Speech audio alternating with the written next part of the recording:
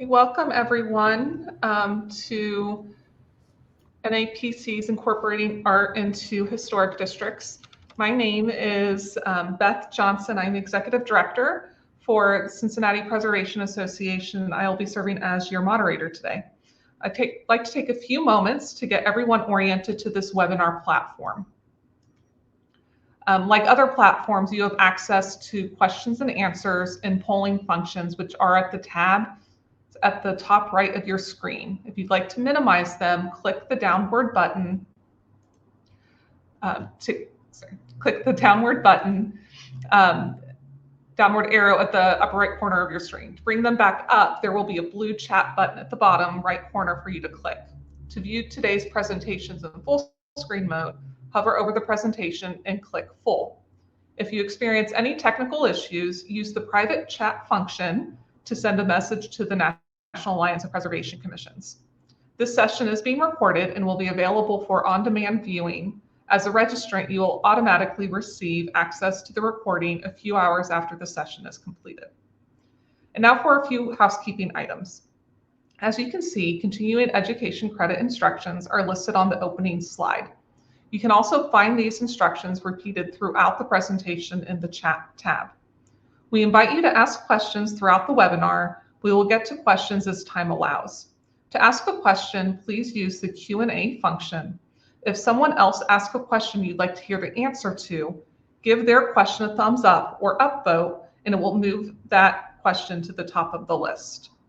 The National Alliance of Preservation Commissions is committed to providing a welcoming space that encourages collaboration, discussion, and sharing of ideas and points of view. Note that by attending, you agree to the following code of conduct: to exercise consideration and respect towards presenters and participants in your speech and action. Attempt collaboration before conflict, refrain from demeaning, discriminatory, or harassing behavior in speech, and be mindful of your surroundings and of your fellow participants. And now I'd like to introduce my fellow participants, or my fellow presenters. Colleen Houston is the Executive Director of Artworks. Andrew Salzburn is with Agar and has been one of the founders of Blink. And then Emily Wolf is a entrepreneur and artist in Covington, as well as she's actually also on the board of Cincinnati Preservation Association. And so once we get to each presentation, those presenters will also introduce themselves and tell you a little bit more about their background and their history in the art world. So now thank you, and we are going to move on to the presentations. So I will be starting with kind of a local review on the regulatory side. When you get to Colleen, Emily, and Andrew, you'll get to see the fun projects. I get to talk with you about design guidelines and zoning codes. So in historic preservation, we all within the field know that historic preservation is an economic development tool. It's a community building tool. It's a placemaking tool. It's something that helps provide character to our individual cities and our individual towns. Well, this is the same thing for art. Art is also an economic development driver. It's a tool to build community. It is a placemaking. It's a storytelling tool. And being able to combine these two is so important for our cities and for the health and beauty of our cities.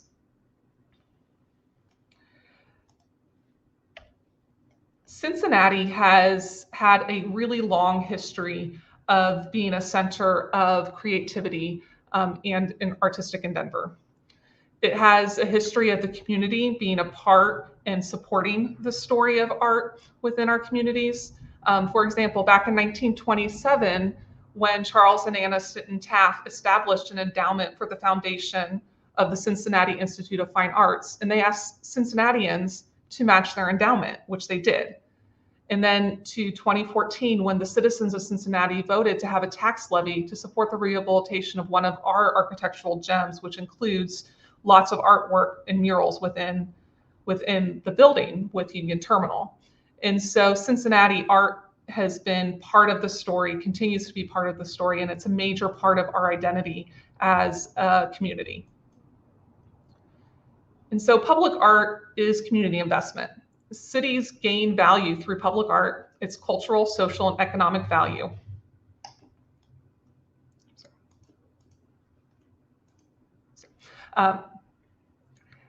Public art is a distinguishing part of our public history and our evolving culture. It reflects and reveals our society. It adds meaning to our cities and uniqueness to our communities. Public art humanizes the built environment and invigorates public spaces.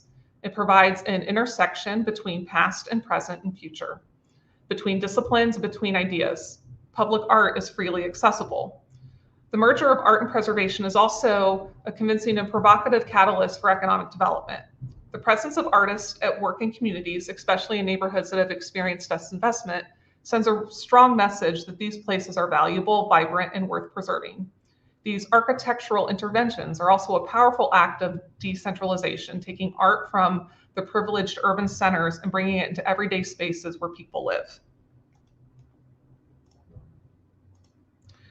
And so now some of kind of the nuts and bolts. So I have worked in both Covington and Cincinnati in the local preservation offices. And when we were there, we worked very closely with public artists, with Artworks and some of these other organizations that will be talking. And part of the concern was how do we regulate this? How do we do it? So create a process, create guidelines so that it supports public art while also respecting our historic buildings and our guidelines. And so in Covington, we updated our guidelines. There was nothing in there previously about public sculpture and public artwork. The only guideline that they had was to not paint unpainted brick. And so we created some guidelines on public art. And so to give the artist and the community a little bit more context and a little bit more direction. And so with public art and sculptures, one of the major things is that we wanted to avoid sculptures and artwork that completely dominated a place and took away from the historic character of the neighborhood, but we wanted it to be able to add to the neighborhood. We wanted that murals to be, again, sensitive to the context and the colors. While we weren't regulating colors, we still wanted them to be kind of respectful of the surroundings. And then we also wanted to, again, reiterate that murals shouldn't be painted on brick. There are sometimes special circumstances or special types of materials that aren't as damaging to bricks that could always be considered.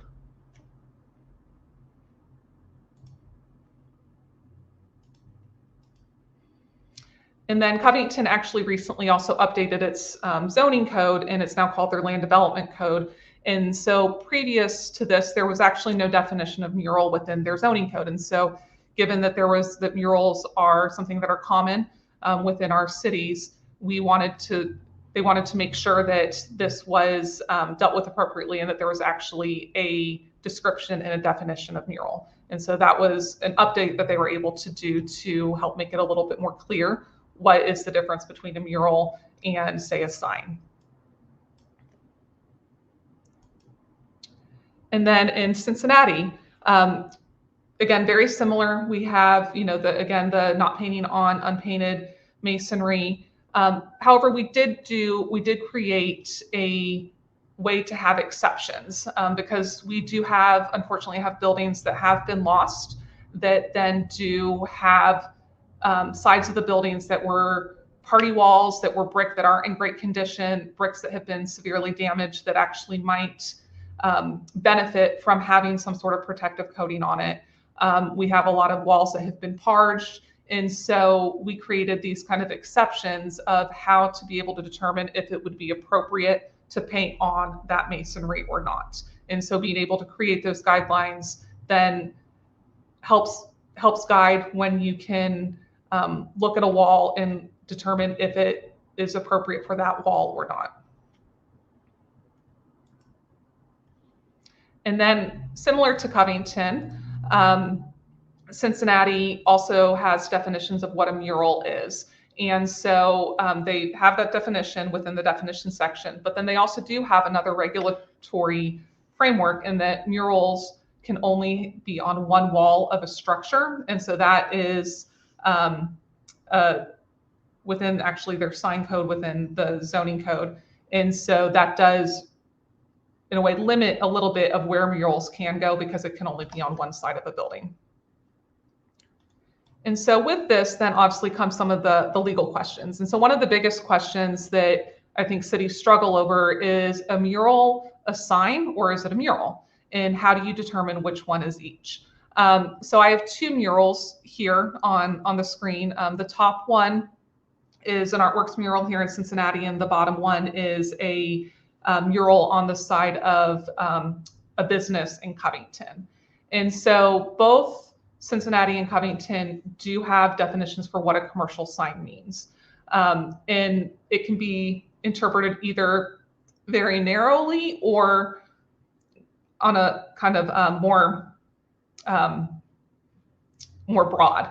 And so in Cincinnati, both Cincinnati and Covington basically say that a commercial sign is something that promotes a commercial transaction, directs attention to a good or product or commodity. Covington's very similar language.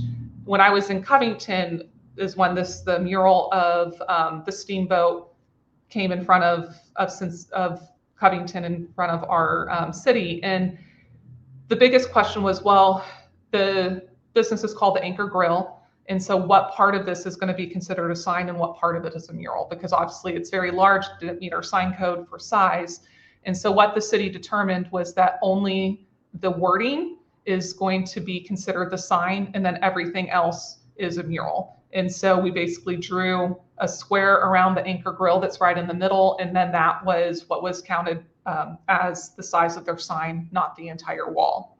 The mural on the top is actually on the headquarters of Kroger, which is a major grocer that is headquartered here in Cincinnati. However, it was determined that this wasn't a sign because just by looking at it, you wouldn't know that it's a grocery store. Yes, it's complementary to what the business is, but it doesn't, by looking at that, you don't automatically think that the store would be, or the building would be a grocery store.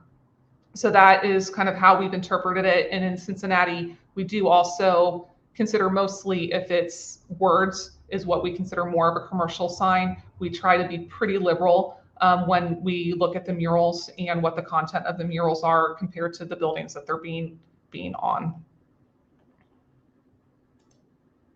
So the next one that you have to be very careful with, which is also in regards to signs as well, is that any of your regulation does need to be content neutral, and that you need to be very careful about regulating the content and the style, i.e. it's freedom of speech as a governmental entity.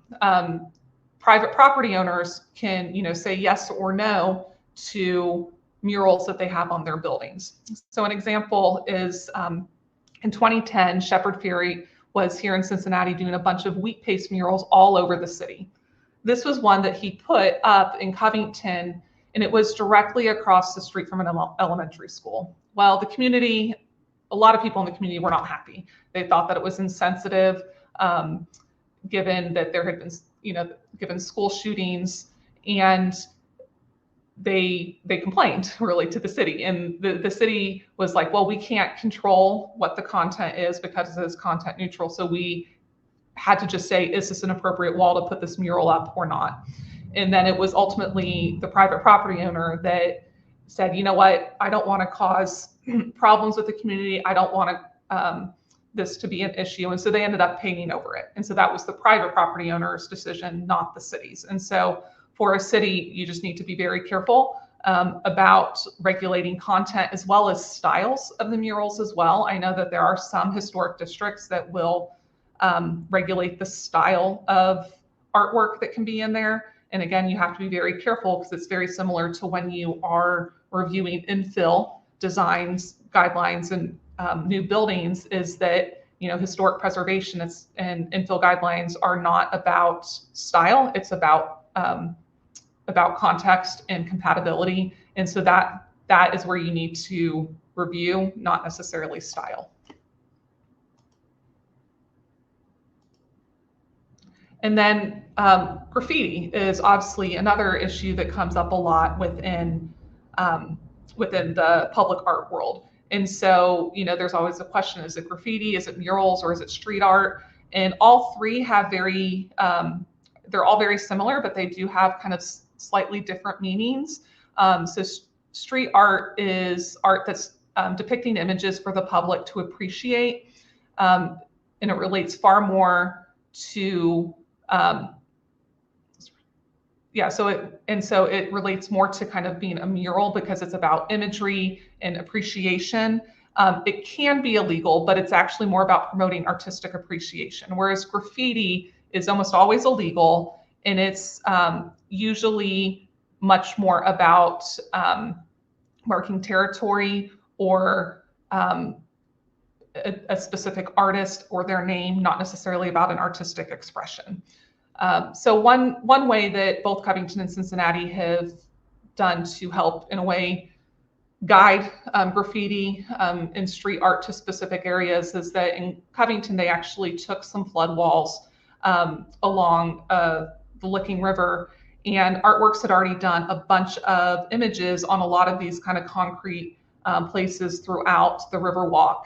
Well, they were noticing that there was just one wall that kept getting graffiti, but the walls that Artworks was on was not. And so they're like, okay, well, let's then actually embrace this and basically make this a canvas. And so it was basically a designated place that people could go and do graffiti. And it's worked out really well. It's helped prevent graffiti on other places because there's kind of this safe space that they know that they can do it and they're not going to be arrested, they're not going to be harassed, that type of thing.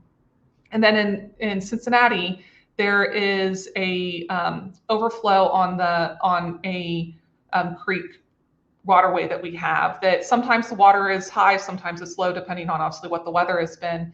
And it was a place where there's a lot of graffiti that was going on. And rather than trying to constantly keep up with painting over it, they decided, you know what, we're just gonna let people do their graffiti art, and then just every now and then they'll go down, and if they see anything that's inappropriate, then they will cover it up. And because it's obviously the city's property, the municipal property, they have the right to do that.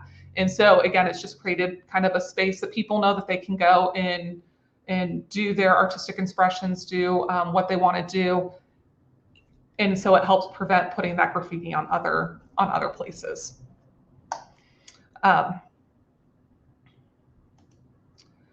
And so then how does the city also then support the artwork throughout the city? So first and foremost, the city does provide funding through CDBG grants so the city of Cincinnati does to provide funding through CDBG grants to Artworks for specifically their summer program, where they are supporting and hiring student artists. Their staff support in the Historic Conservation Office that helps Artworks and is kind of a liaison to help with permitting, as well as the Section 106 review process when CDBG funds are being used. And then what we've done is that anytime the murals are starting to go through the process, Colleen or Andrew, whoever is working with the artist, will come over and say, okay, these are the walls that we're considering. Which ones can we use? Which ones can't we use? And so we just kind of go through a very quick yes, no of which walls are okay to paint on. And so then they can then go through the process of working with property owners, working with the artist, and they don't go too far down the road of getting a design just to be told no. So we try to do that at the very beginning, just to make the process quicker.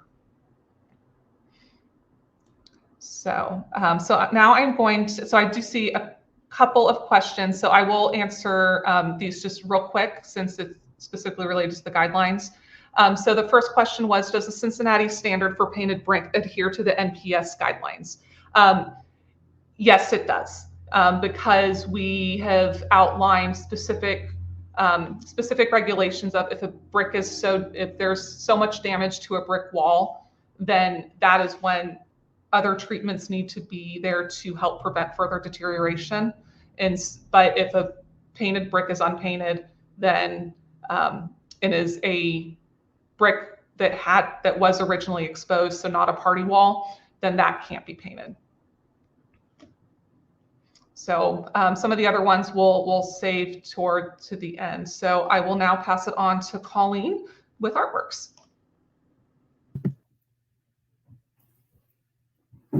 Hi, everyone. I'm Colleen Houston. I'm the CEO and Artistic Director at Artworks. Excited to be here with you today. Here's my info if you want to reach out and say hi. And I'll tell you a little bit about Artworks.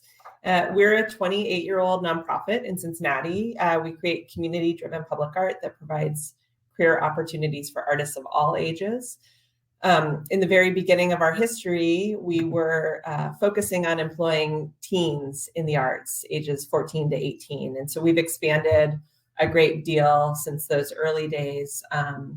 We focus on, 14 is just the first time you can legally get a job. So we still focus on teen and young adults and supporting workforce development and employment opportunities. And so, as Beth said, that's where we see city support in support of our mission, and just like the city supporting lifeguard positions or teens to work in CRCs, parks, other spaces. We're kind of one of those civic spaces. And so we're really grateful for that partnership with the city. The city was really important in our founding as well, and the reason why we exist.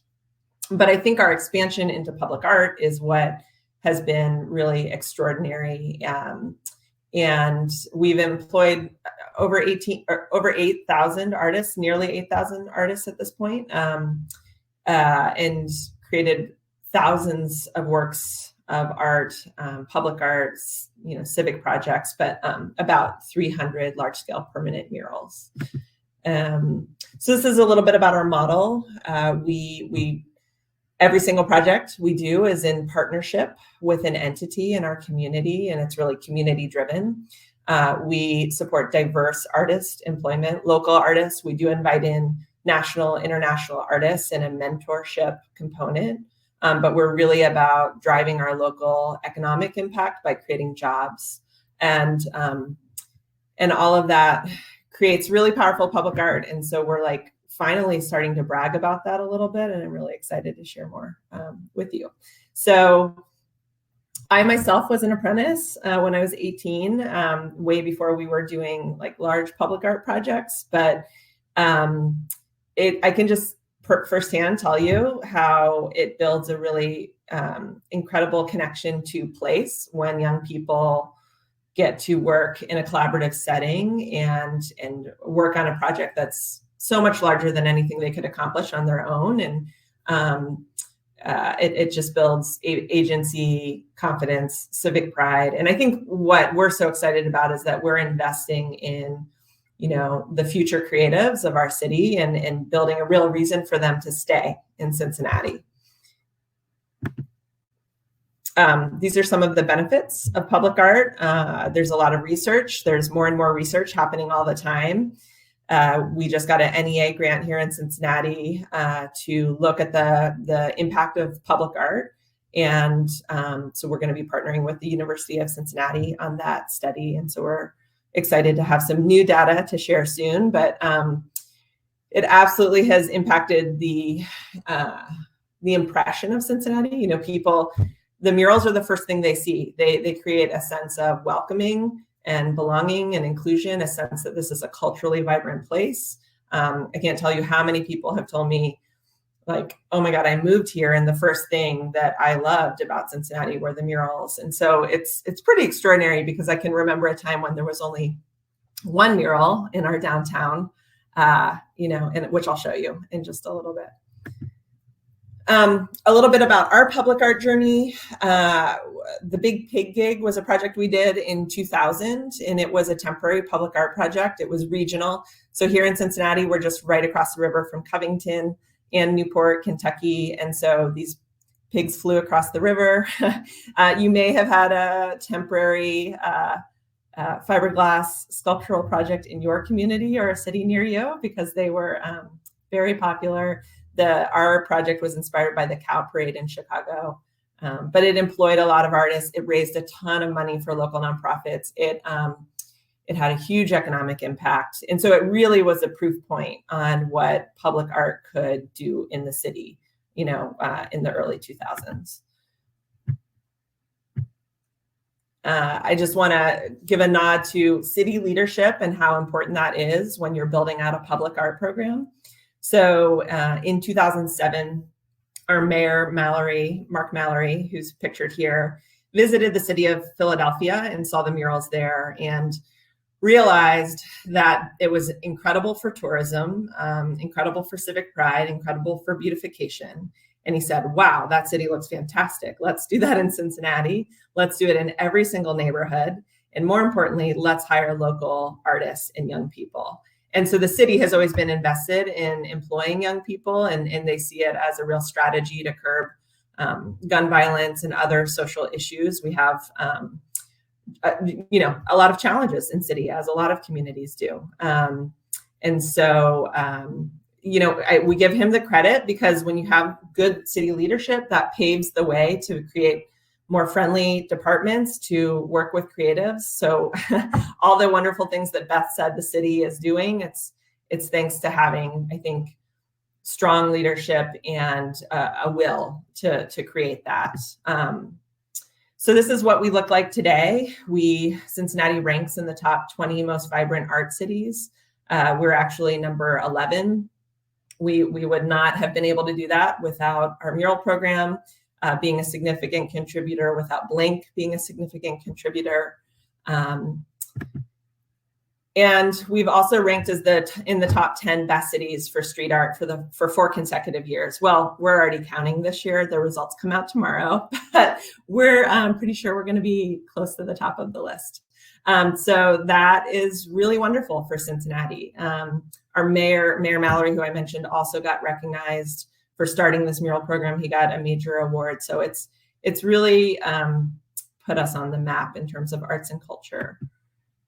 So, what do our murals look like? How do they look on these historic buildings? I just wanted to share, I think this is such a great example. This is a Richard Haas mural. He's really, one of the masters of trompe-l'oeil architectural based murals. So if you look at this wall on the left-hand side, those are all real windows. And on the right-hand side, those are all painted windows to look real, to mimic the architecture as if it's, on both sides of the building. This was the one mural that our mayor was like, wow, that's fantastic. Let's do more of those. And this was commissioned by Kroger, who was already mentioned, for their 100th anniversary. But beyond this, we just had a lot of blank walls in our city. It wasn't a really vibrant space. Although, and frankly, this is back in 2007, Over the Rhine, which is a really incredible historic neighborhood just north of downtown, was also pretty disinvested, pretty run down, but it is an incredible collection of historic architecture. It has been revitalized. And so a lot of our murals span downtown, Over the Rhine, but actually all 52 neighborhoods of Cincinnati and surrounding region. So our mural partnerships extend to Northern Kentucky. And then we've also mentored other nearby cities, or partnered directly with other nearby cities, Norwood, Hamilton, Milford, Silverton, just a handful. And then we've mentored other cities across the country. So early on, a lot of our murals were of a historic storytelling nature. I mean, this is based on an old photograph of when Central Parkway, which is one of the main arteries connect, downtown, dividing downtown and Over the Rhine, was a canal, and a lot of industry flowed. And so this is a reminder of that real physical history of the built environment. This is a great example of what I would say is a really ugly downtown wall. And a lot of downtown look like this. And so you can see brick, you can see concrete, you can see tar, you can see patches of paint covering up graffiti. So when we approached the building owners to paint a mural here and got a yes, we were thrilled to be able to transform it into, and I never put my timer on, so please give me a time check if I go over. Sorry about that. So into this. And so this is, you may say, what does this have to do with Cincinnati? But this is Edie Harper, who is married to Charlie Harper, who went to art school at the Art Academy just up the street. And so this is like a local art giant for our community, and a really wonderful transformation. This is a really interesting historic piece of architecture, the City Barn. It's in a neighborhood called Avondale, but you can see where all the windows were blocked off with concrete. Looks pretty terrible with the old faded sign for a business that no longer exists. And so it was transformed into this, speaking of Charlie Harper. A lot of our murals really celebrate our local history. So this is Neil Armstrong. This is a Brazilian artist who came in and mentored local artists, but did a tribute to someone who's really iconic, who walked on the moon, and Cincinnati is celebrating that.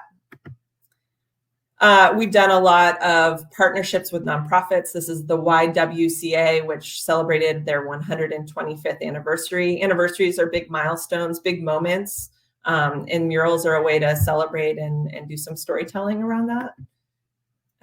Another wonderful local artist named John Ruffin, and more importantly, perhaps, Martha, the last passenger pigeon. So local history, the last passenger pigeon died in Cincinnati. So the passenger pigeons really went into extinction here while the zoo was trying to, help these passenger pigeons mate. And so these become real teaching tools around history and understanding what's happened throughout the course of our city. They're not all historic, but many of them are. Some are really just fabulous works of art, masterpieces unto themselves, something that you would see hanging in a gallery. We think our city is a gallery.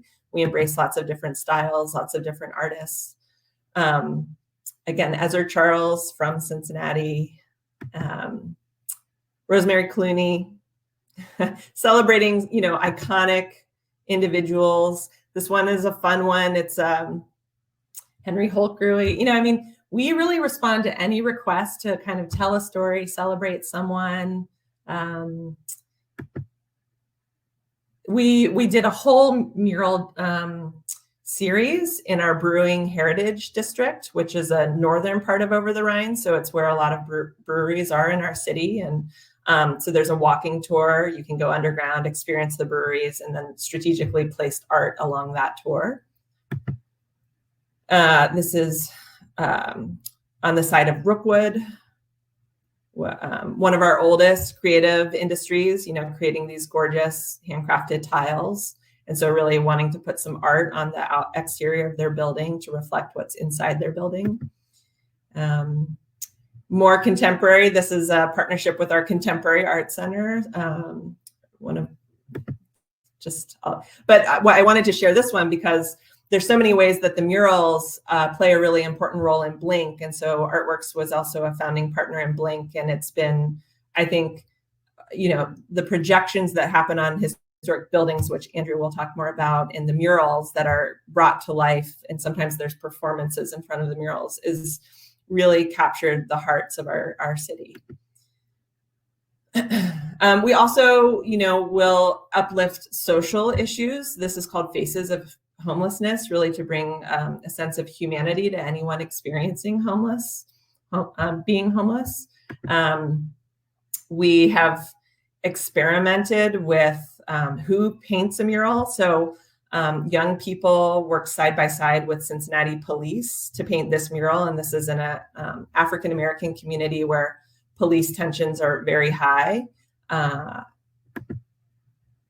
This is a mural on a side of a historic building that we actually purchased and we're renovating, which we're really excited about.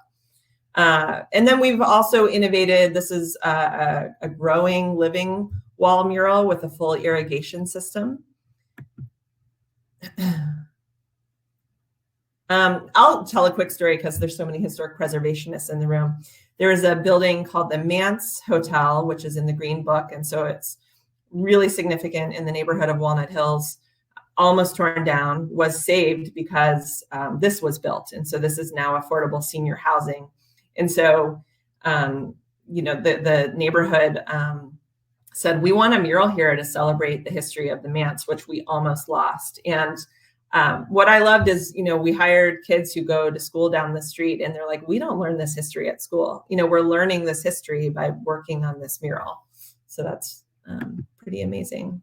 And then we've gotten more experimental, as we've built more trust and with communities. So this is a neighborhood-based mural. It's probably one of my favorites. It's really mixed media. It's immersive, and it's really about celebrating different cultures and being welcoming to immigrants.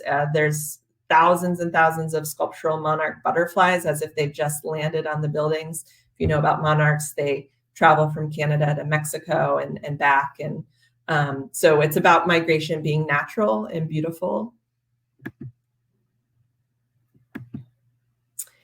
We offer mural walking tours. It's a great way to educate visitors, share some of the stories behind the murals.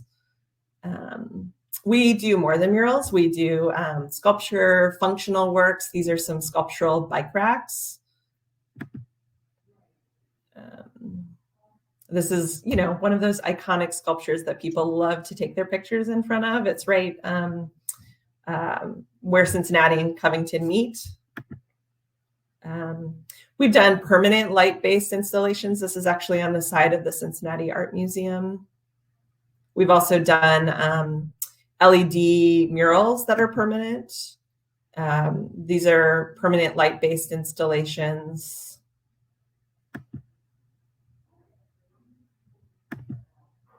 And then this is what we're working on next. So we're really focusing on new monuments, more sculptures that have a real equity lens. So we just produced a report after doing a full year of community engagement to inform the landscape of the future of public art for Cincinnati.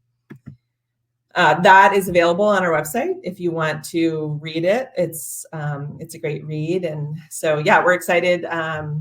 Continue to watch what happens next in the public art space in Cincinnati. So thank you. I think I'm turning it over to. Yes, so Colleen is turning it over to Emily. So Emily Wolf is from Covington, Kentucky, and so she's going to talk with you about her work over on the south side of the river. Hello, everyone. Thank you so much for joining. It is quite an honor to be speaking to so many preservationists today. For those that are not familiar with our location, I am in Covington, Kentucky, which is directly across the river from Cincinnati, Ohio. You may know our famous Roebling Bridge. It was the prototype for the Brooklyn Bridge. It connects our two communities so beautifully. So I thought I'd throw that out there and let you know.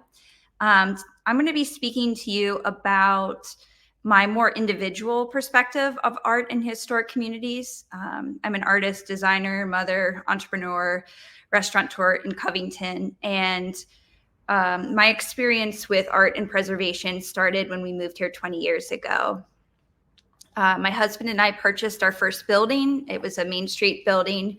And we were able to turn that front of the building, the downstairs storefront, into a restaurant space and lived upstairs. So that was really exciting for us because we were kind of reliving this historical model of working and living in the same space.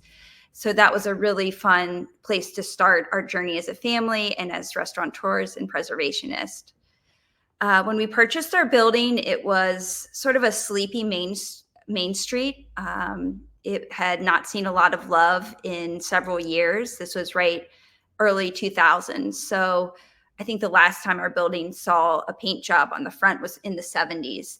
Everything was very brown from the inside to the outside. So when we finally were able to save enough money, the first thing we did was paint the facade of our building. And that was really catalytic because the neighborhood saw that transformation and saw this historic structure, which was, one you could pass by very easily. And all of a sudden there's attention to historic detail. And so it was catalytic in the sense that as soon as we did that, I had neighbors asking, oh my gosh, the color change on this building has really brought it back to life. Will you help me pick colors for my building?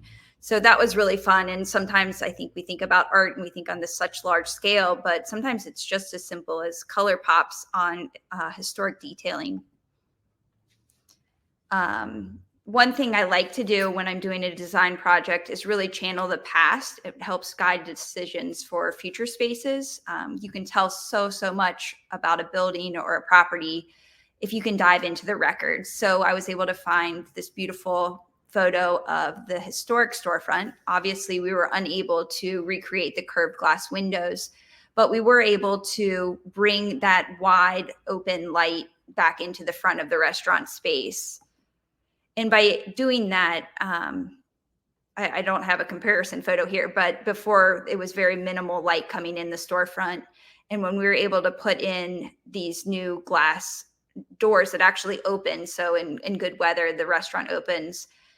And from a street scale, pedestrian scale, you're seeing inside. And so I have art hanging on the inside of the restaurant, and that really invites the pedestrian and even vehicular travelers passing through to see art on the streets. So not only are you using your historic building as a vehicle to display art, you're also kind of allowing the art itself to become part of that building and part of your interaction. So as our careers were getting more established and we were not in survival mode of just, getting a restaurant up and going, raising two young children, I was trying to also do preservation work on other properties in our community. And when I would work on those, I would create these barn quilts, these just sort of modern 8x8 paintings. And it was, as a mom, a female artist, it was an easy way to work on something at home and then install it out in the environment and for the community to enjoy. So these simple kind of color pops would pop up on a building that I was working on and kind of be a symbol of, hey, something's coming here, something's exciting. Same with a park project that we did. I want to say this was 2013, 14. We started working on our neighborhood park and just using that same model of color and paint. These are very simple points of entry, but you can really revitalize a space by putting a fresh coat of paint on it, being creative with your color choices. Some of the color choices were pulled off of patinaed copper roofs that were in our community. Other, brick tones, very easy. But again, you'll see that barn quilt idea of storytelling, building community through storytelling, through art. In that barn quilt, it was done by a local artist, Brett Schulte, and he was highlighting the Roebling Bridge, the story of the Pied Piper, which is featured in our park space. And then another thing to note was the chandeliers. So as someone who advocates for public safety and public space, I was always pushing the city to think about lighting outside of the box. So instead of just continuing to put up those fluorescent strip lights that you normally see on park structures and in different municipal buildings, I chose chandeliers, and I really had to push for that. It was something they were not comfortable with. They're like, well, who's going to change the light bulbs? And, sometimes you get pushback when you're pushing the envelope creatively, but I think it's important to remember, the same person that's going to change the light bulbs here as they would the other light bulbs. It's just, you get pushback, but it's always exciting to say, I know you want to say no, but please say yes. So this was an example of where we got a yes on something I thought we'd get a no on. Again, just using that barn quilt as coming soon on different properties. And that was just such a nice way for me as an artist to still be able to work and get art out there in the community. So fast forwarding a little to our second restaurant that we opened. And this restaurant was a pre-Civil War building that was in a state of collapse. And we knew right away that we wanted to save this building. It's right on the corner of our main street, just slightly up from our first restaurant. And so what was exciting about this space is it was named after Frida Kahlo, obviously an artist that we loved and adored, but using those bright, vibrant colors, bringing art out onto the street. We had our picnic tables painted. So from a pedestrian scale, even though we are a private entity, the public is enjoying the art out on the street. And again, up in the top corner there, you can see another chandelier I created that hangs in our kitchen space. Our kitchen is actually the second floor open window space that's more a modern part of the building. But again, it's almost like performance art as a pedestrian or vehicle on the street, seeing that activity in the space, seeing this building that was at a state of collapse brought back to life, and being able to infuse art into it. I think is sort of a common thing, that art just brings back life into a space, into communities. And that's something that I, as an individual business owner, artist, really feel passionately about. Another piece of art that's on the back of Frida, and this does some more creative storytelling. It plays on these Goebel goats that are goats that we had at the park at the time that we're using to mitigate honeysuckle, and just really kind of giving a sense of place for locals to say, you know, this is proud, this represents our neighborhood, but then also people love to just get their picture taken in front of it when they're ordering tacos and margaritas. But, you know, I think making art approachable, and it doesn't have to be profound from an individual level. People are very comfortable with that. And that's something we're able to do in our little village in Covington. Another issue that I'm sure people all across this webinar are familiar with is within historic districts, we have infrastructure that is not historically accurate, but it is integral to our community. And for us, we are very divided by interstate, and we're very divided by the CXS rail line. So that historic street grid is interrupted by these sort of in-your-face structures that do not age well. There's nothing beautiful about them. I don't think there ever really was anything intentional or beautiful about these spaces. So as a local and a business owner, I was challenged with this idea of how do you get people to feel comfortable walking through these spaces? How do you move people from this beautiful historic neighborhood into the adjoining beautiful historic neighborhood, but they don't want to walk through these dark underpasses? So it was very simple as far as design choices, was really just using the idea of light, line, and color to move people through the space. And now it's very easy too, because it creates this sense of place, and being able to tell someone that's eating at one of our restaurants, hey, you're going to walk through this chandelier or underpass that has chandeliers hanging in it, and you're going to be heading to a brewery or to another part of our community. So I think, just to reiterate, it can be very simple, but still have a profound impact. And that's what's so great about integrating art into historic communities, is you really can kind of fill in the gaps and connect neighborhoods to each other through the use of art. This is another business of ours. This is Larry's. And for me, I just really want to hit on the art of exploratory demo, since we're all preservationists here, and the idea of, you know, these historic treasures that can lay underneath buildings, and that idea of lost art. You know, these buildings were put together in a way that we don't build anymore. So highlighting some of these historic treasures through exploratory demo. At Larry's, we haven't been able to confirm it yet, but we do believe it's one of the oldest bars in our community. And the storefront was just under all this old plywood. The sign was uncovered after layers of just old paint and plywood on that as well.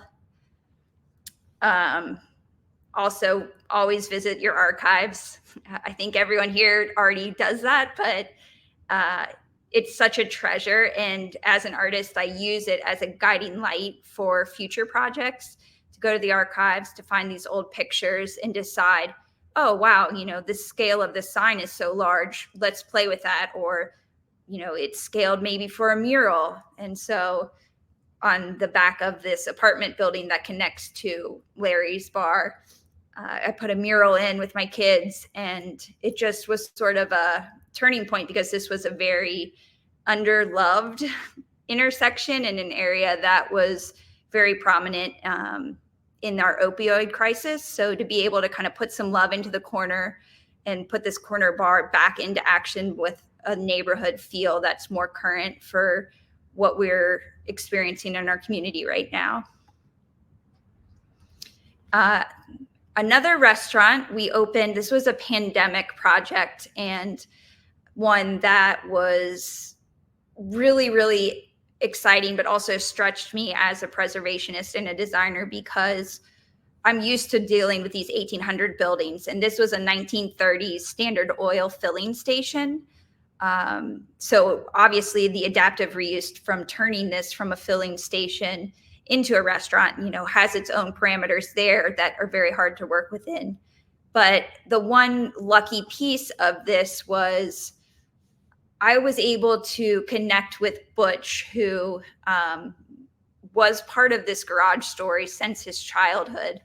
And he had retired and was very excited to see this space coming into life and not being torn down for, a modern apartment building. So here you can also see this rail line that I was talking about that divides our community. It's right up against the back of this building. So a lot of the art within this project is all dedicated to historical storytelling. The mural that I'm sitting on the bench with Butch in was dedicated to him. And I believe it's 4x16, and it's all historic artifacts found within the job site. So tools that were Butch's or even his father's, old receipts, keys to the bathroom, just all these nods to the past, and being able to put them up on a wall and honor this new use, but also honor the past life, I think was so exciting. And as challenging as it was dealing with environmentals and different things of this project, using art as something to spearhead the vision was very exciting. Also, you can see the chandelier there was all lost keys that we found, and each key hanging from the chandelier has a little note about why it was left there or lost. So just incorporating object as part of your art experience is also something to think about. Again, I'm obsessed with chandeliers, so they're always prevalent throughout the spaces we do. This one was designed with the tools. We also designed a tap system using all the tools that were Butch's. And so, as you're entering this historic space as an adaptive reuse, using art and creativity to storytell was something that, we're very, very excited to do. So also, we love doing corner properties because they're such gateways into communities, into just different blocks within your community. So this is right at the corner of 5th and Main. Our other restaurants go up to the 600 block of Main, and then Larry's is right around the corner. And the last restaurant we did was Mama's. It's our most recent one that we've opened. And it's this idea of art hitting you kind of right in the face as you walk in. And then also, as you're passing by as a pedestrian on the street, you're experiencing art within a historic building. And so this kind of custom wallpaper I did for this project, and also the art within the dining room, just continues to set the table for storytelling, using art as kind of your narrator. One story I do want to tell about Mama's, which is really fun. My husband and I live in an 1880s Catholic rectory, and the church that it was connected to burnt down in the 1980s. So I'm constantly going to auctions for architectural salvage for design projects. And I was at one looking for some bar materials for this restaurant build out. And this huge stained glass window came up on auction, and immediately they started describing it, and it is taken from a Northern Kentucky church in the 1980s. And I immediately knew it was the church our house was connected to. And our home is also right around the corner from these projects. So I was like, this isn't going back to the original location, but it is very, very close. And it's something that you see as you're driving by or walking by. It really lights up the whole space. So even from someone just passing by, you're experiencing this little bit of history from our community within the restaurant space. So in conclusion, no matter how big or small, I think art has a huge role in historic communities. And something I just want to touch on before I sign off to Andrew is, like I said, our community has been divided by roadways and by railways. Right now, we're getting ready to undergo a huge infrastructure project. I think it's one of the largest in the nation with our Brent Spence Bridge project. And I wanted to call attention to the fact that our mayor has created a Brent Spence Bridge aesthetics committee and asked me to sit on it and to really use my experience as an artist to be able to connect this, intrusive modern interstate project to our community. So it would be one to be interesting to kind of keep your finger on from 5-10 years down the road. What is that going to look like, and are we as a community going to be able to successfully integrate art and our connections with this massive project that's going on? So in conclusion, I want you to please come visit Cincinnati or Northern Kentucky. Come for our new monuments, come for Blink, and I will hand it over to Andrew to let you know all about Blink. Awesome. Thanks, Emily. It's never lost on me watching your presentation, both as a fellow restaurateur and a fellow parent, how you're able to do all this with so many kids. I only have 2, and I feel like I'm drowning every day. So hats off to you for carrying such a crazy load and doing great work. It's awesome. Thanks, buddy. Hey guys, I'm Andrew Salzbrunn. I make memorable moments in cities worth fighting for, and have so for the last 15 years of my career. Here to talk a little bit about a pretty amazing project that got to co-found back in 2017 called Blink. But a quick background on myself. I'll call it my day job for lack of a better term. I'm a partner in an agency here in Cincinnati called the Agar, where we focus on brand experiences, environmental design, and public art. With offices here in Cincinnati and doing work nationwide, but mainly want to focus on the story around Blink. Back in 2022, I was being interviewed by the editor for the Daily Beast about the project you're going to hear about, and the first question he asked me was one that I think I was ready to answer, and that was, what do you have here in the tri-state in Covington, Cincinnati, that no one else has? And what I think is really special about our region, specifically about what we're going to talk about today, is that we have a collective vision for the future of what our city can look like. I know today we're talking about preservation, but part of the lens that we like to look at things through is, how do we maintain our historical context and then also look forward to where we want to go?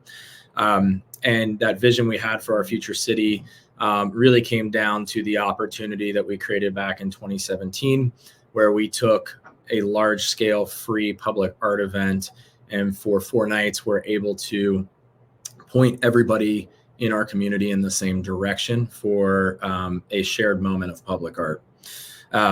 That vision includes the ability to have conversations around diversity, inclusion, equality, and action in our community as well. So what is that? That vision for our future city, it's one that includes a place where people are enlightened, where their hearts and minds glow with the radiance of opportunity and hope.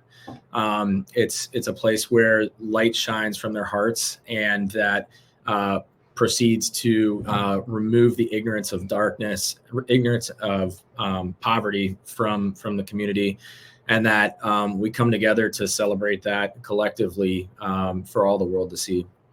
Specifically, when we're talking about what it is, Blink is coming into its 4th iteration this fall. It is a free public art biennale that runs 4 days in October. This year, it is October 17th to the 20th. So if you want to mark your calendars, but it is a conglomeration of basically 4 different art disciplines. So projection mapping, permanent mural painting by international artists, media and interactive art, and then music. It is the largest attended public art event in the country at the moment, spanning 40 city blocks. It spans 3 cities, 2 states, and basically crosses over the Ohio River via a handful of bridges. The amazing part about it is that it's completely free and open to the public, like I've said, where we go out and we fundraise for this project every 2 years to make that happen. And what we love about it is it has, true lasting impact based on a diverse makeup of artists that have this vision of what a future city could look like. The results of Blink, going into our 3rd iteration in 2022 were pretty astounding. We had $126 million of economic impact over those 4 days, with over a total of 50 permanent murals that have been installed over the last 3 Blinks and more to come. And about $400 million worth of construction and economic development specific to our Findlay Market District, which I'll talk a little bit about here shortly. But really what I want to get back to is kind of the origin and how we got to Blink. And it kind of is all founded in this idea of what I call a tale of 2 Pleasants. We got this idea for Blink back in 2015, 2016, where the community of Cincinnati was going through a massive renaissance. Our historic Over the Rhine district was coming back online. And there was the reopening of our renowned Washington Park, where we did a large scale projection mapping event at that time. And in between our Washington Park and further up the street was our historic Findlay Market. Depending on the year, it's our number 2, 3, or 4 tourist destination in Cincinnati. And when it's essentially 2 blocks away from each other. When you stand on the intersection of Liberty and Pleasant, the irony was staggering, where you would look north and you could see the bell tower on the top of the Findlay Market Shed, and when you look south, you could see the spire on the top of the cupola of Washington Park. And yet, the 2 worlds couldn't be further apart. Washington Park presented some of the most expensive real estate in downtown Cincinnati at that time, and just 2 years prior, the north half of Pleasant Street was voted the most dangerous neighborhood in the country. And so we thought, what can we do to connect these 2 icons through placemaking and world-class public art? How can we create a point of interest that is hyper-focused in a way that creates interest and investment in that community? And that's where we got this idea for Blink, of bringing the best and the brightest from the outside world in to showcase diverse thoughts and create space and opportunity to reimagine one of our most historic gems. So that is where the impetus for Blink came about. And originally the idea was it was going to be a mural festival, and through the vision of our first supporting philanthropic group, the Hale Foundation, and Tim Maloney, Tim's vision to incorporate multiple forms of art in projection mapping and music and light-based art into one umbrella, really took this from what could have been a solid event and blew it into the stratosphere, and made it truly special. And with that, the story of Cincinnati and public art has just leapt off the page here regionally and gone globally. We just wrapped up our call to artists for our 2024 Blink edition. That historically we were receiving about 150 artist submissions. This year we almost had 1,000. We had submissions from every single major continent. Submissions from every single continent except Antarctica this year. So really putting the community on the map. But with the project, it comes down to what is our vision for the project itself, and for us, as we're going through the planning of Blink, we want to create opportunities for people to form their own narratives around Cincinnati, around Northern Kentucky, and their own narratives and how they interact with the art that we leave behind. But the reality is we hope it goes something like this, because we want people to understand the heritage and the historical context of these neighborhoods. When people come to Blink, or when they see our murals as the fingerprints left behind, we want them to ask what happened here, because something here is working in the sense that there is current function, but that it's also working in that the historical aspect of the neighborhood is being preserved, and it's growing and developing a life of its own.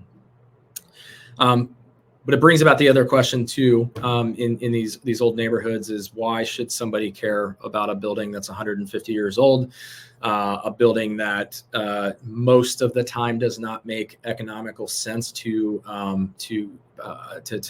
work as a construction project without outside financing help? Why should somebody care? And before we answer that question, what we try to do with Blink is provide reasons for people to be interested in that building or that neighborhood. And we do that through public art. We use public art as a methodology for safety, for creating traction on the sidewalks, and for creating people rubbing up against one another in terms of getting eyeballs on dilapidated properties, or properties that need to be brought back to life. And once we have people there and we have their captive eyeballs, we have the ability to not only create interest, but with interest, you have the ability to create investment. Our goal is definitely not to come in with big developers and fix all these historic buildings and do it in broad strokes. The neighborhoods evolve with a lot more character when it's individuals that are running after these projects, living in these buildings themselves, creating their own business entities within these properties, and bringing these to life and preserving them on their own. So how do we do that? Our strategy with Blink, it's 40 city blocks. That's a lot of ground to cover, especially when you're moving that many people around in a public setting where safety is a key priority in large groups. Our tactic that we've employed is a strategy called One More Block of Discovery. And this is where we push guests into the fringe by one more block. So we set up large scale great murals that are just outside of the comfort zone by a hair, where you can see them from afar, but you're intrigued to move further, where you might see that opportunity for investment. You might see that place, that empty storefront where you could open a new business. And we create that draw by placing our murals in areas that still require interest from our community. I'll highlight a couple projects, and then I know we're coming up on time, and there's a lot of questions to answer. So these are some of the murals that we've done over the years that really wanted to highlight the vast array of content, both that focus on our heritage in other forms than just the architecture. So specifically looking at the species that are indigenous to our region, to the religious groups that reside in some of these buildings, being able to pull the residents of these communities, of these buildings, out into the public forum. The faces in this mural by Haircut are two individuals that happen to live in other sides of this building that had never met each other. And we were able to pull their faces out to share a broader story. Colleen talked about the big pig gig. Pigs are everywhere in Cincinnati. It's essentially our animal of choice. And we allow for international artists to resonate with that and bring that into their own likeness. So this was by a Mexican artist, and his rendition of what a flying pig could look like in a more playful toy measure. A lot of the artists come to Cincinnati and they take a look at the historic preservation that's taken place, and they want to infuse that into our artwork. And so this is the rosette window on our historic music hall that Bo Stanton brought into a mural that he did back in 2019. And along the way, we create micro spaces for artists that show up just to be a fan of Blink and want to participate, versus doing these mega walls to create little nooks and crannies along the way. And then, for us, I think just in closing, this is one of my favorite pieces by Faith 47 out of South Africa. The beautiful part about the murals in Blink is that they truly are the fingerprints that we leave behind. This is the entrance to our Over the Rhine district, and it's just a really telling piece of this charge towards the future that we carry as a community, as we pull people together through the lens of public art and into our vision of what that future city can look like. So thank you guys for having me. If you want to connect, here's my handle on Instagram, but I want to hand it back to the team for questions. Yes. So thank you all for those that have submitted questions. So I will go through them, see how many we can answer in the time we have left. So one question that's got a lot of votes was, do we have issues with our preservation boards and commissions critiquing the art, and any tips on corralling that? So both Covington and Cincinnati have staff approval process. And in general, I don't think the only one that I know of that we've had to go through any sort of other review was the one that Colleen had shown where there was the butterflies, because it was on all sides of the building. And so because there was a zoning regulation that required that to be more than one wall, that had to go for a zoning relief. That building wasn't actually in a historic district. But in general, I will say, one, take advantage of the NAPC camp training. We did that when I was both in Covington and in Cincinnati, and did the legally defensible board. And one thing that they talk a lot in there about is really training the board and talking with the board about, especially when you're talking about infill, is that it's not about style. And so I think that is just one thing just to reiterate to your board over and over, that it's not about personal preference. Some people love brutalist architecture. I'd say most people don't. And so, as they say, art is in the eye of the beholder. So you just have to really train your board to put aside their personal preference and look at the guidelines. And then also really encourage you to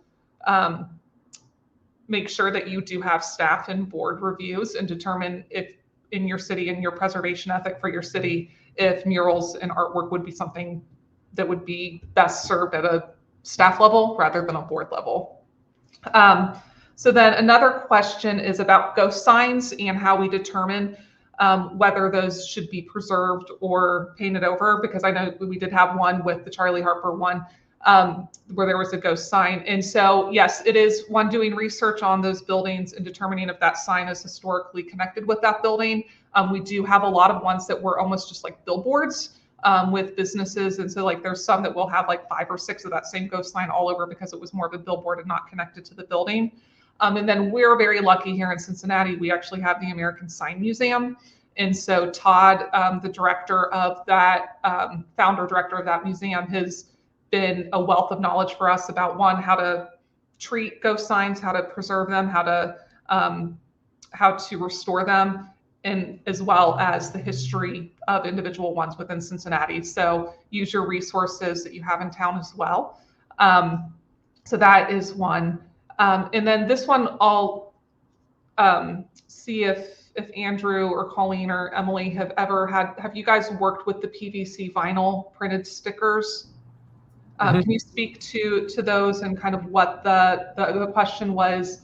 Do they really leave no residue? And then how have they aged in place? Yeah, I can jump in. We've learned a lot on that. There is several 3M products that work really well, and do require a little bit of labor intensive removal, specific with heat guns, but they do come off clean. The non-3M products we've used do not come off well. So my learning is spend the extra money where you can on that, and make sure that you're doing some trial product adhesion prior to going all in, to make sure that it's also not removing aspects of the historical brick or anything beneath it but the residue, it hasn't been an issue. So then the next question is about the maintenance needs and cost of preserving the murals on painted brick. And so again, I'll pass that on to our three artists here. We've probably had the most experience with that. I would follow Andrew's advice on the last question. I mean, make the best investment you can in wall prep. That's actually, that is going to help your mural last. And then also invest in the best quality paint. We use Nova color. It's very expensive. It's artist grade acrylic with a clear base. So it has pure pigment. It has UV inhibitor. I mean, it's really built for mural making, but you can only buy it out of California. It comes on pallets. It's shipped on semis. It's just crazy expensive. But it's because of that, our murals should be rated to last for 30 years. I think that was a question in the chat. So we have invested in full restorations of murals. That first slide that I showed, the Cincinnati mural, we didn't paint the original mural, but we did the full restoration of that mural.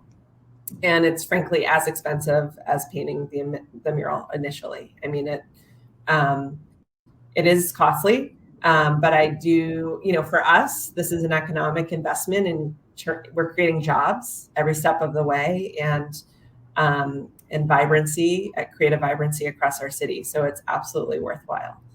But I think I also saw some questions around like graffiti. I will just quickly address, we see minor graffiti on murals. Murals are really respected. So, if we see anything like that, we address that quickly. We have a team that goes out and, but I do think, it will be interesting for Cincinnati to look at maintenance from a long-term lens. Our city doesn't have a Department of Arts and Culture that has a fund for maintaining public art projects. We are a nonprofit. Blink is run through our chamber, and so it is something that we're going to have to really address, I think, as a community in a long-term planning way.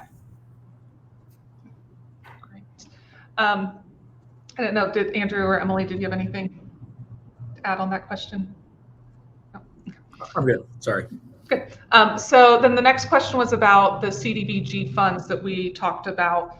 So I can talk about it from a little bit from the city perspective, and then Colleen might have some comments about it as well. So those funds are mostly used for, it's kind of justified through, it's like an economic driver for the CDBG. It is specifically for the youth program where they hire the youth artist. And so that was a big reason why the CDBG funds were kind of justified to being used from kind of the regulatory side.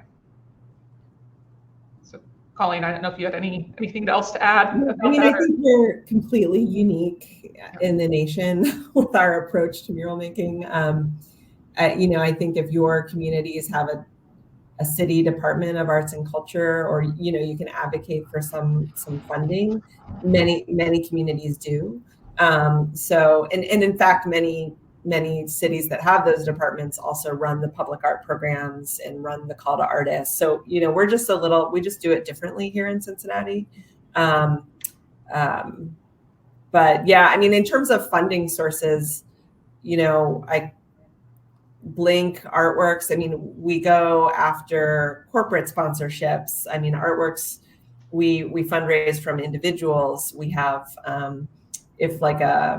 you saw a mural on the side of Kroger. So Kroger companies contribute to the cost of murals. We've become really creative about different funding streams for projects. So another question is about sculptures in historic districts. And so the Covington, the guidelines there did have, and their guidelines are on their website, did have some outlines on sculpture and what is kind of what they consider their kind of review process for that. In the city of Cincinnati, the stance that we had mostly taken is that they are not considered accessory structures, that they're generally permitted. the majority of our sculptures are not on private property. A lot of them are on public property. And so there is also then the review through the city about getting permission to put on public property. And so then that has probably a little bit more guardrails than I would say our design review. And also then our sculptures also have to get building permits because often they'll need foundations or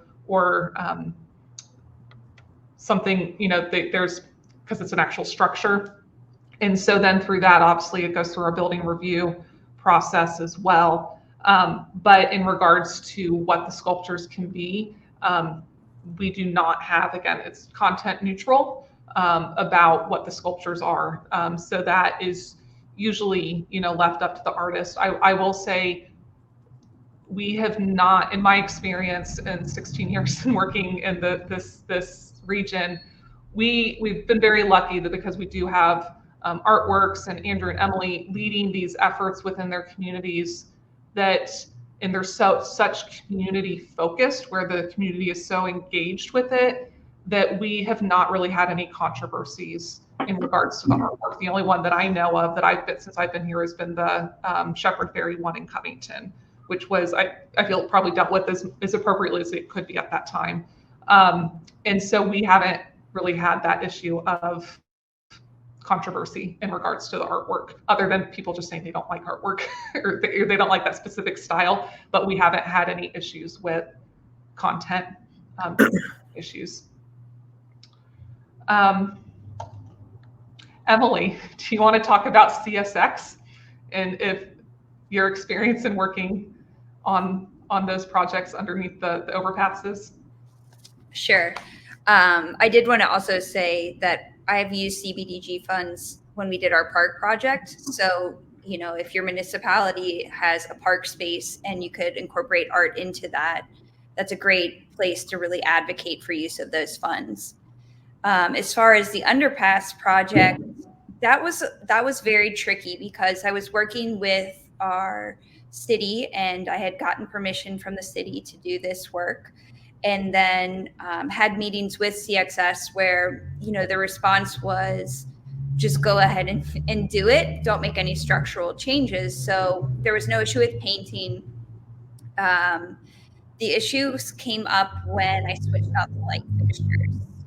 Everything was done with electricians that the city had used. Everything was insured, but there became a panic of who's responsible if a chandelier falls. Is this city's property or is this CXS? And, they're digging up ordinances back from like the 1930s. And that was a really uphill battle to advocate for the chandeliers. I actually received a stop work order from the city and received a criminal mischief charge, but it all worked out in the end. I personally maintain the chandeliers. I don't know if the city would love hearing that, but it's much easier just to walk under and realize, oh, we've got light bulbs out. I'm going to switch those.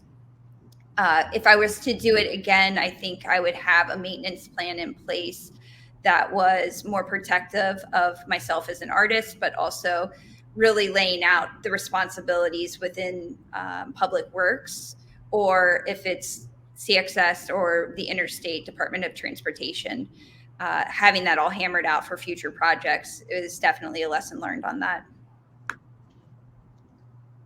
Okay, so we probably have time for one more question before I have some closing remarks. So what about non-mural art, and how do we work on integrating that into historic districts? So I'll talked a little bit about it from kind of the regulatory standpoint. But again, a lot of that is mostly on public property. And so there's a lot of it's almost more collaboration that's needed because there's sometimes the Department of Transportation Engineering, if it's within a street, or if it's in a city-owned park, then it's the Parks Department. And so there's obviously regulations about when it's with streets where they can go in regards to, turn radiuses and stuff like that. But then usually the bigger hurdle for us is the building permits and just getting through that process, because sometimes they need stamped drawings and things like that. So, but in regards to actually like reviewing the content, again, we don't have have a process for that. But Colleen, I don't know if you want to talk a little bit about some of the non-sculpture works. Like I know someone had a question about the bike racks and the flower lights installation as well. Yeah, I mean, certainly with the bike racks, we work closely with the Department of Transportation and Engineering because they're in the right of way. And so we have all of the necessary requirements in the call to artists. So the artist is designing to meet those requirements. And that's always really helpful. We do need to, ensure that there's still engineering approvals because as Beth was saying, we get they're almost treated with the building permit. And then, in the historic neighborhood of Pendleton, we have, I think, two of the world's largest music boxes that are these hand cranked music boxes. And it's kind of an interesting example also in the right of way, and they're along the sidewalk.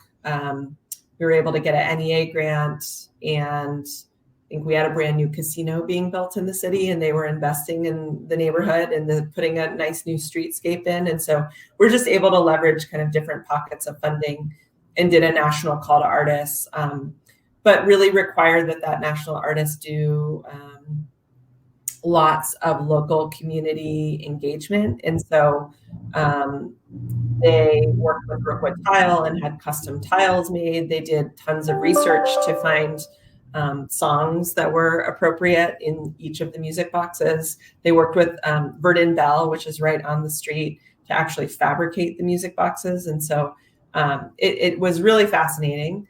At the time, our mayor actually had a art cabinet in place.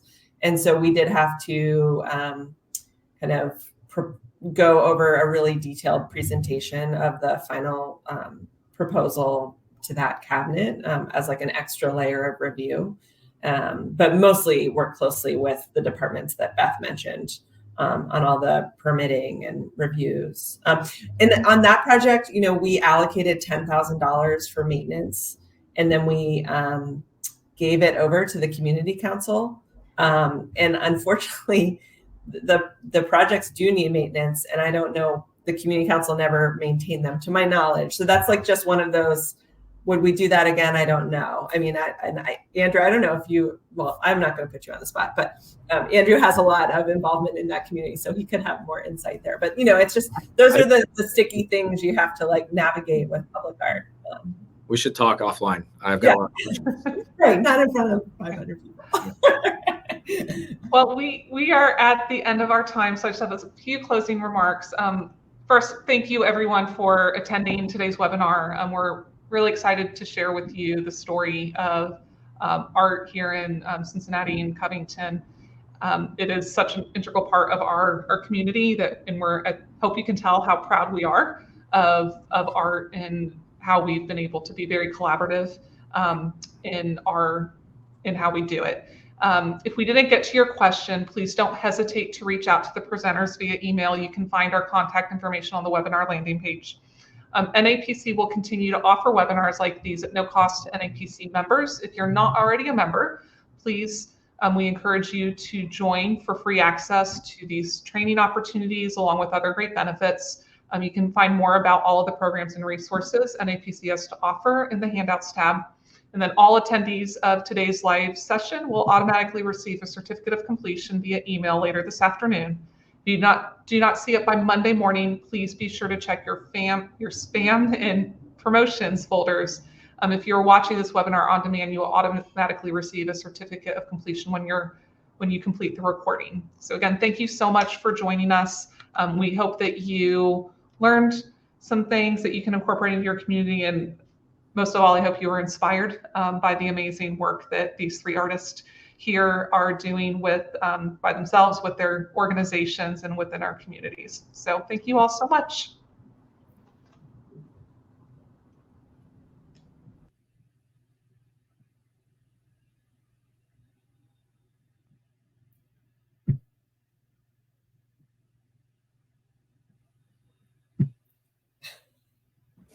Sorry, you all can just X right out. I'm just letting all ones leave their nice comments.